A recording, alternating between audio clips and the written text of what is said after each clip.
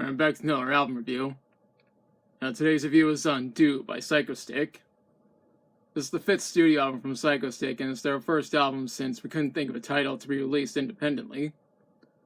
The album was recorded between 2014 and 2018, and it was released on July 25th, 2018. The album was self-produced, and Josh Key mixed and engineered it. Just like with the previous album, Do was crowdfunded and recorded at Psychostick's own studio. The album's title was announced during a Twitch stream on July 25th, 2018, which was also when the album was released on Psychostick's website. They also mentioned that they spent 4 years making this album. Granted, independent albums sometimes take longer to record, since there's less people involved, and the artists in question typically work with smaller budgets. I'm not sure exactly how much this album cost to make. If anyone knows, be sure to let me know in the comments. Now, of course, this album is mainly in the realm of comedy metal. Well, it does touch upon alternative metal and even nu metal. So this isn't the first time Psychostick touched upon nu metal, because there were some songs on we couldn't think of a title that also touched upon nu metal. Anyways, let's talk about the songs. And this album starts with We Are a Band. The song serves as the album's intro and is meant to be dramatic. It features additional vocals from Lindsay Hayes, Chrissy Rodolphe, and Rob Wichtenhunt. And what's awesome is that Psychostick sometimes start their live streams and live shows with this song. Now, this is a great song and starts the album off quite well. After that is You Can Maybe Do It. The song is really heavy and is meant to motivate the listener. Psychostick regularly play this song during live streams and live shows. And it's followed up by Tuesday. Obviously, the song is about Tuesday, and it's ironic how I'm uploading this video on a Thursday and not Tuesday.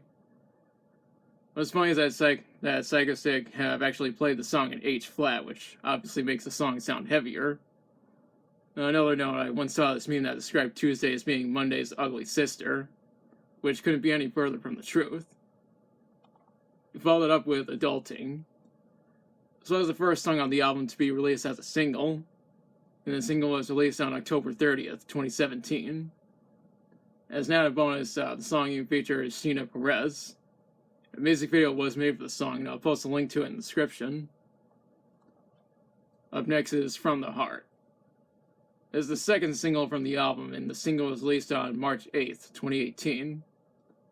The song is meant to be the exact opposite of a love song, meaning it's actually a hate song. There's also a music video that was made, and I'll post a link to that in the description. Next song is called Do. Obviously, this song shares the same name as the album. And I will say that Do is quite a random name for an album, let alone a song. After that is Got No Breaks Demo.wave. This is that's supposed to be satire on recording a demo for a demo for a song. The song in question is called Got No Breaks. There are 2 more parts to this, and we'll get to them later. Next song is called Introvert Party Time. The song is about being an introvert at a party. I can easily relate to this song because I'm an introvert and I don't go to parties. The song features Rustin Luther, Anthony Sardinha, Patrick Murphy, and Magda Ksizak. In case you don't know who Rustin Luther was, he was the bassist for the band Urizen. He passed away from a brain tumor in 2017. This album was dedicated to him.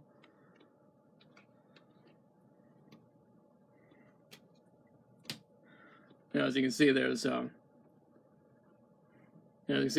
tribute to him, and I think it's great that Psychostick dedicated this album to him.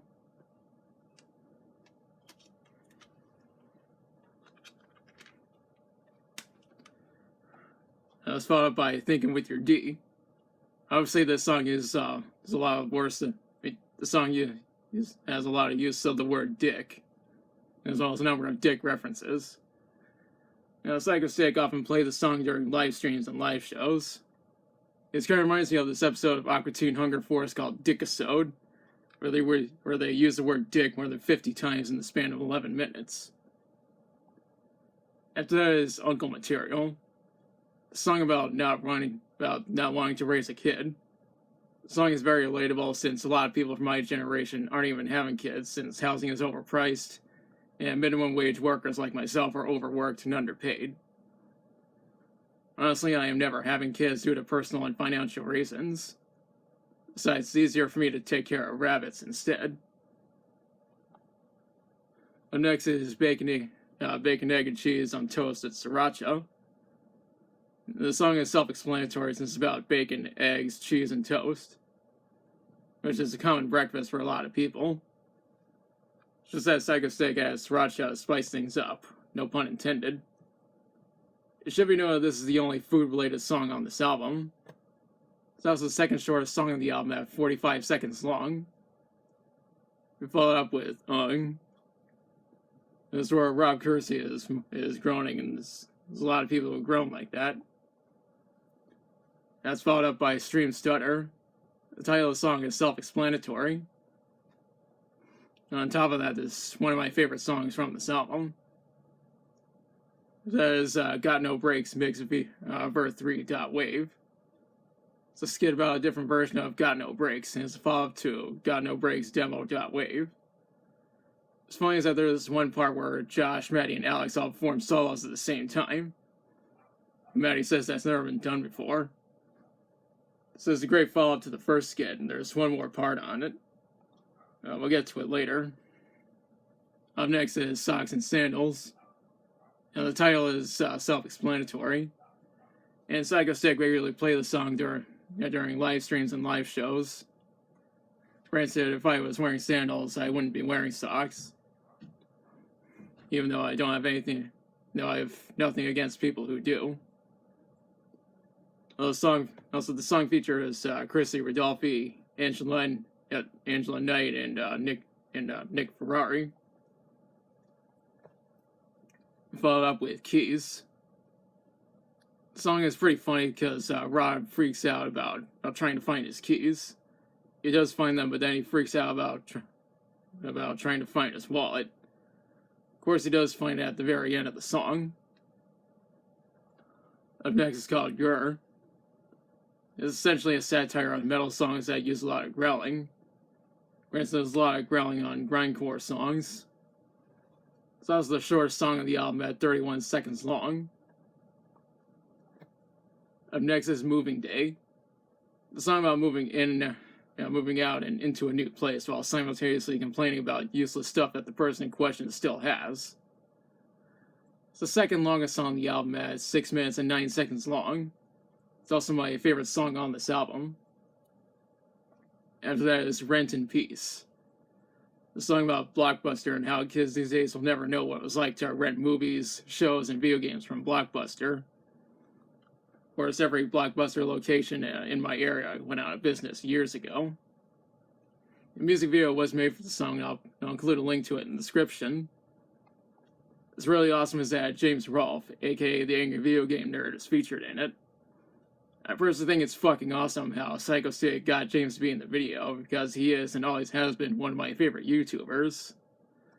On top of that, it's really awesome how he's good friends with the guys from Psychostick.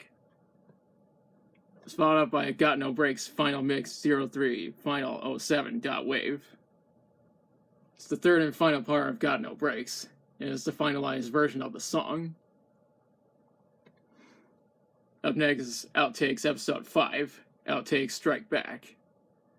As the title implies, it's a collection of outtakes from the album, since it's a tradition for Psychostick to include a collection of outtakes on each of their albums.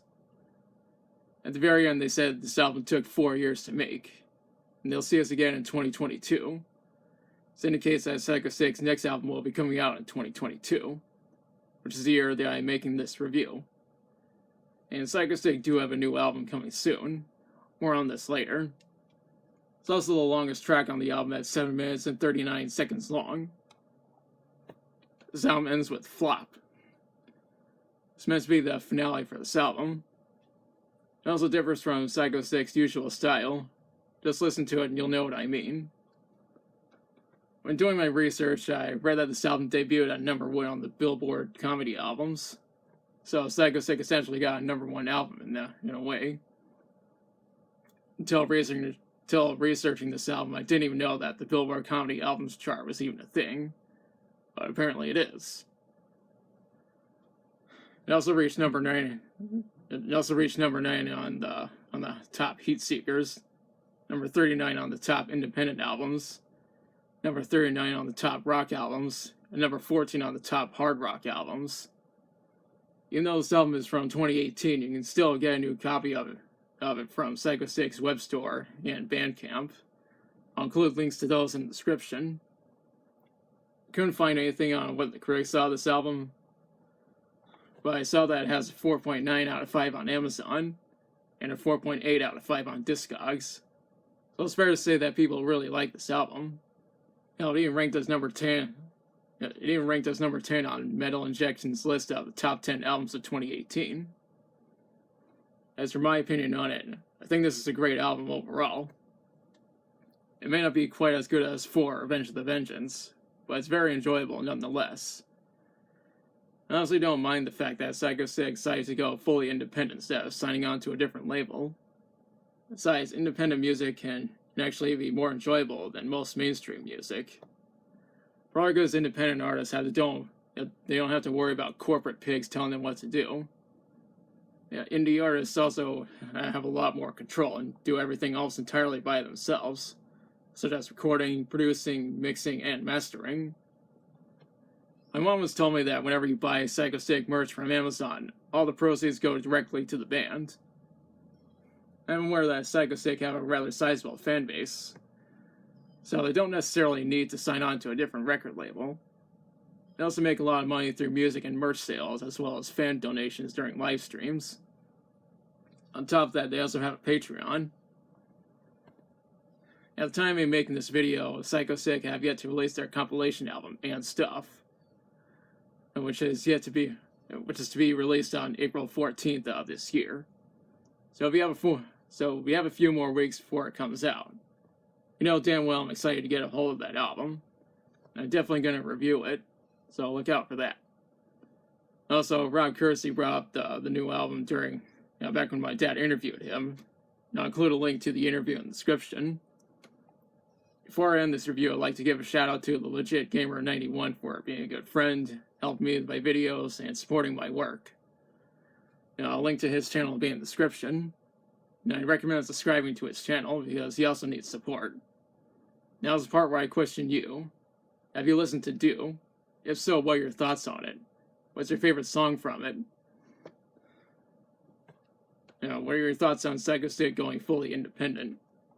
Do you think it was the right decision for Psychostick to go fully independent instead of signing on to a different label? Let me know in the comments. If you like the video, be sure to like, share, and subscribe. Be sure to hit the notification bell to notify of future uploads. Thanks for watching. I'll be back soon with another video.